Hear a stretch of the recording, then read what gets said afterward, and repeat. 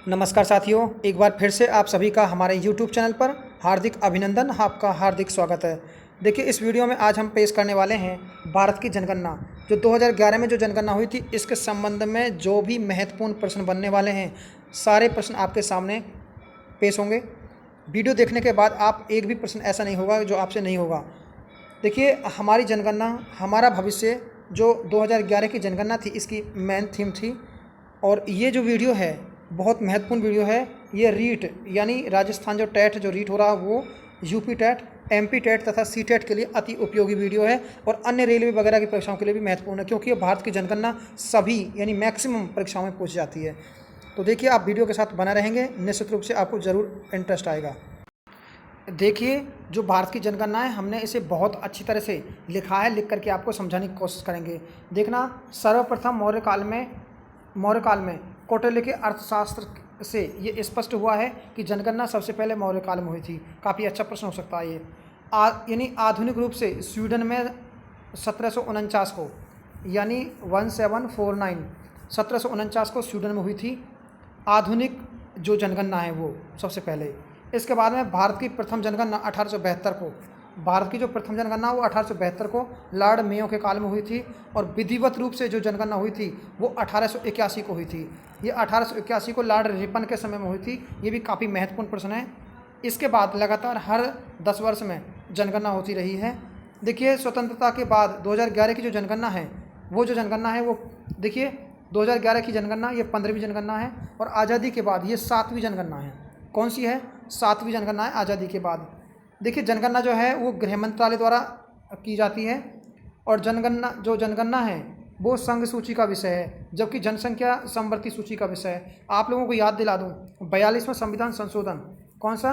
42वां संविधान संशोधन 1976 को जनसंख्या जो है इसे किसमें शामिल कर दिया गया था? 42वें संविधान संशोधन के तहत जो जनसंख्या है इसे समवर्ती सूची का विषय बना दिया गया था। आप लोग देखिए, विश्व जनसंख्या दिवस, ये प्रश्न पिछली बार पटवारी की परीक्षा में पूछा गया था, काफ़ी अच्छा प्रश्न है। विश्व जनसंख्या दिवस है वो 11 जुलाई को मनाया जाता है। कब मनाया जाता है? 11 जुलाई को। बहुत इंपॉर्टेंट प्रश्न है, सारे तथ्यात्मक क्वेश्चन आपके सामने पेश किए हैं इसमें। राष्ट्रीय जनसंख्या आयोग, जो राष्ट्रीय जनसंख्या आयोग है उसकी स्थापना कब की गई थी? 2000 को। बहुत इंपॉर्टेंट, राष्ट्रीय जनसंख्या जो आयोग है उसकी स्थापना कब हुई थी? 2000 को, दिल्ली में। देखिए, आपने एक प्रश्न सुना होगा, काफ़ी अच्छा प्रश्न जो लगातार पेपर में आ रहा है। मानव उद्भव का केंद्र कौन सा महाद्वीप माना जाता है? तो वो अफ्रीका है। अगर गौण केंद्र माने तो एशिया को मान लेंगे। क्या मानेंगे? एशिया। के बार गौण पूछ लेते हैं तो एशिया होगा। अगला है, विश्व की लगभग 90% जनसंख्या, विश्व की लगभग 90% जनसंख्या उत्तरी गोलार्ध में तथा 10% जनसंख्या दक्षिणी गोलार्ध में निवास करती है। देखिए, आप इसे देखें, संपूर्ण विश्व की जनसंख्या 7 अरब है। कितनी साथियों? 7 अरब है विश्व की जनसंख्या। देखिए, जो चीन की जो जनसंख्या है, किसकी? अब इसे देखते हैं जनसंख्या के संबंध में।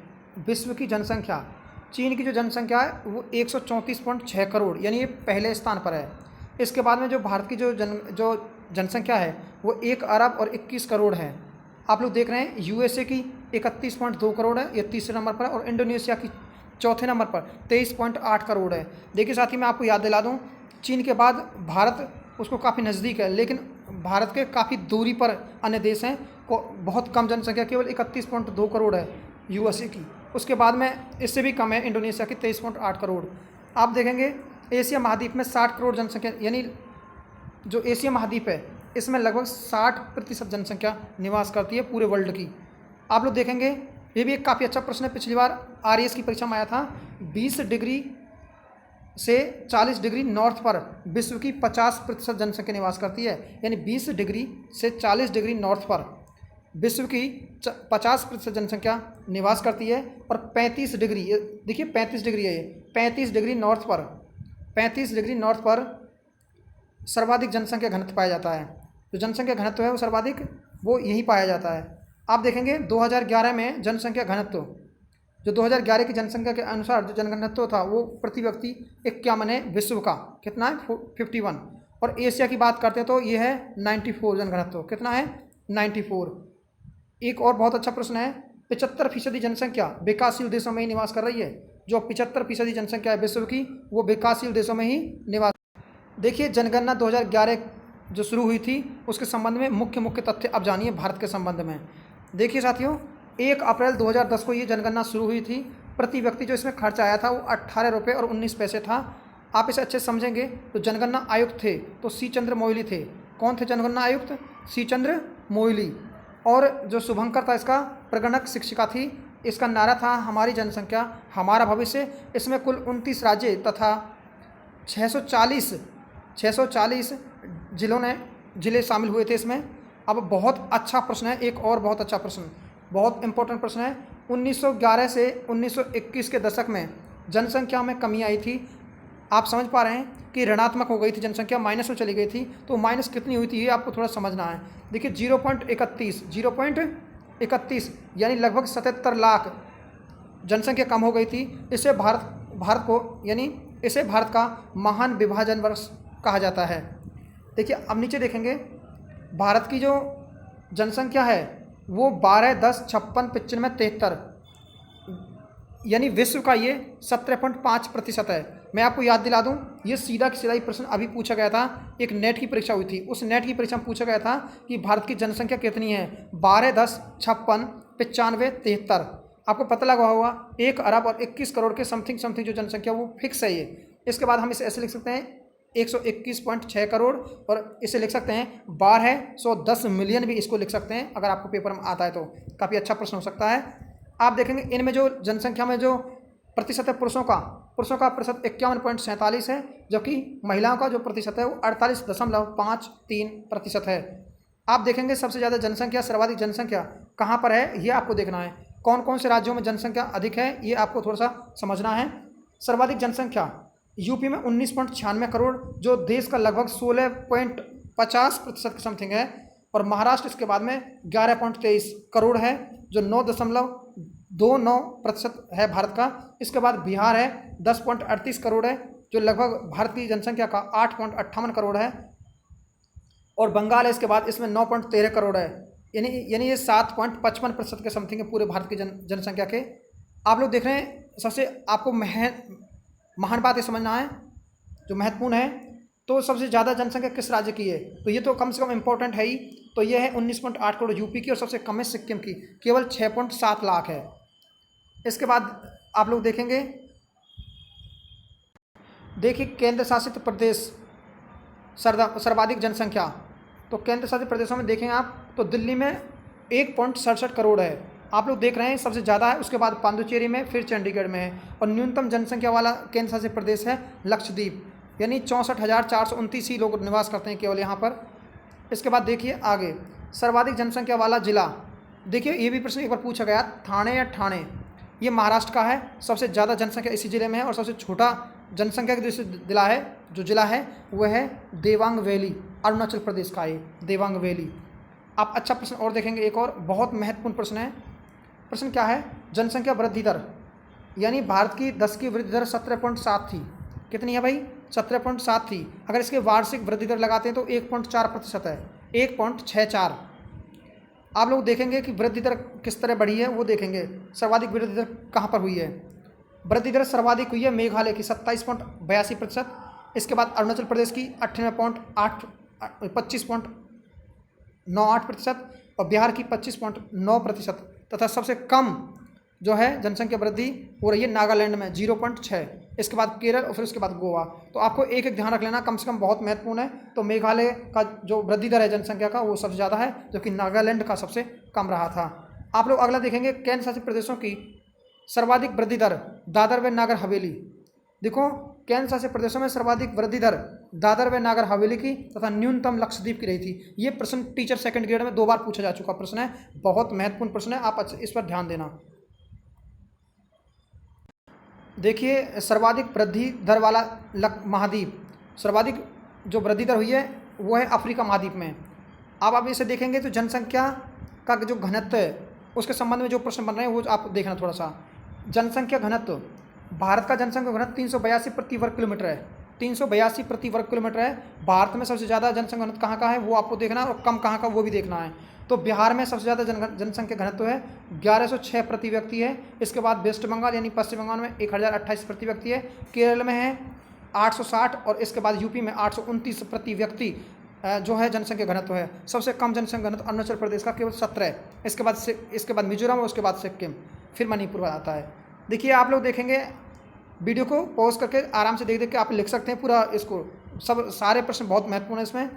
कैन सा प्रदेश सर्वाधिक जनघनत्व दिल्ली का है, बहुत ज़्यादा है, दिल्ली का 11,320 है, सबसे ज़्यादा है। इसके नीचे देखेंगे सर्वाधिक जनसंख्या वाले महानगर, अगर सर्वाधिक जनसंख्या वाले महानगरों की बात करेंगे, मुंबई, दिल्ली, कोलकाता और चेन्नई, इनका क्रम है ये। सबसे ज़्यादा जनसंख्या मुंबई में, उसके बाद दिल्ली में, उसके बाद कोलकाता में और उसके लास्ट में चेन्नई में है। अब बात करते हैं लिंगानुपात के बारे में। किसके बारे में? लिंगानुपात के बारे में। लिंगानुपात यानी 100 पुरुषों के पीछे महिलाएं कितनी हैं, ये है इसका मतलब। तो भारत का जो लिंगानुपात है वो 943 है, आप लोगों को पता होगा 943 है, जिसमें पुरुषों की संख्या है कुल में 1 अरब 21 करोड़ में जो पुरुषों की संख्या वो है 62.37 करोड़ और महिलाओं की संख्या है 58.64 करोड़। देखिए अब लिंगानुपात देखेंगे, सर्वाधिक लिंगानुपात किस राज्य का है और सबसे कम लिंगानुपात किस राज्य का है, ये आप भली भांति समझ लें। सर्वाधिक लिंगानुपात केरल का 1084, तमिलनाडु 996, जबकि आंध्र प्रदेश का 993 है और सबसे कम हरियाणा का 879। देखिए इसके बाद J&K का है, सिक्किम का और पंजाब का है। आगे देखेंगे अपन, देखिए 2011 में J&K, बिहार, गुजरात में लिंगानुपात में कमी हुई है। कौन कौन से राज्यों में कमी हुई है? देखिए पहले बिहार आता था कभी सबसे ज़्यादा जनसंख्या घनत्व में, लेकिन बिहार अब पीछे रह गया। अब देख रहे हैं इस बात को। देखिए जो कमी आई है आप देखेंगे 2011 में J&K, बिहार, गुजरात में लिंगानुपात में कमी आई है। केंद्र शासित प्रदेश में सर्वाधिक लिंगानुपात पांडिचेरी का और सबसे कम है लक्षद्वीप का, दमन और दीप का। सबसे ज़्यादा पांडिचेरी का और कम है दमन द्वीप का। देखिए अब आप देखेंगे 0 से 6 वर्ष आयु वर्ग के बालक, इसे बोलते हैं बाल लिंगानुपात। तो भारत में बाल लिंगानुपात 919 है। क्लियरिटी समझ लीजिए ध्यान से। इनकी जनसंख्या 13.6%, भारत में कुल जनसंख्या का 13.6% है बालकों का। अब ये आप ये देखेंगे यहाँ पे अगर आप समझें थोड़ा सा तो ये देखेंगे कि सबसे ज़्यादा जनसंख्या जो है घनत्व बाल लिंगानुपात में, जो बाल लिंगानुपात है वो सबसे ज़्यादा अरुणाचल प्रदेश का है 972, मिजोरम का 970 तथा मेघालय का भी 970 है। सबसे कम है हरियाणा का 834। ध्यान रहें, सेफ रहें, सुरक्षित रहें। एक दिन के दूध पीने से कोई पहलवान नहीं होता और एक दिन के पढ़ने से कोई विद्वान नहीं होता। क्लास सारी देखनी पड़ेंगी आप लोगों को। देखिए मैं आपको याद दिला दूं, हरियाणा का जो अभी लिंगानुपात देखा था हमने वो 879 था, वो सबसे कम लिंगानुपात था। और अगर हम देखते हैं बाल लिंगानुपात वो भी सबसे कम है 834। ध्यान रखें इसी बातों का। देखिए केंद्र शासित प्रदेश में सर्वाधिक अंडमान निकोबार द्वीप समूह में सबसे ज़्यादा बाल लिंगानुपात है, कहाँ पर है? अंडमान निकोबार द्वीप समूह में। और सबसे कम कहाँ पर है? दिल्ली में। कहाँ पर है भाई? दिल्ली में है। अब बात करते हैं साक्षरता के बारे में। किसके बारे में? साक्षरता के बारे में बात कर लेते हैं। देखिए साक्षरता, भारत की जो साक्षरता है वो 73% है। कितनी है? 73% है। सर्वाधिक केरल की है 93.91, मिजोरम की 91.58, गोवा की 88.7% है, जबकि सबसे कम है बिहार की 61.8%। जो साक्षरता है, अगर हम बात कर रहे थे साक्षरता की, सर्वाधिक साक्षरता 73% भारत की टोटल। सबसे ज़्यादा साक्षरता केरल की 93.91 और मिजोरम की उसके बाद 51.58, गोवा की 88.7% है। सबसे कम बिहार की, उसके बाद अरुणाचल प्रदेश तथा राजस्थान है, उसके बाद में 66.1% लेकर के। देखिए साथियों, पुरुष साक्षरता, भारत में जो पुरुष साक्षरता वो कितनी है? पुरुष साक्षरता है वो है 80.9%, 80.9%। इसमें केरल की सर्वाधिक पुरुष साक्षरता 96.2 है, मिजोरम की 93.2 तथा गोवा की 92.2% है। सबसे कम जो साक्षरता है वो बिहार की है पुरुष साक्षरता 71.2।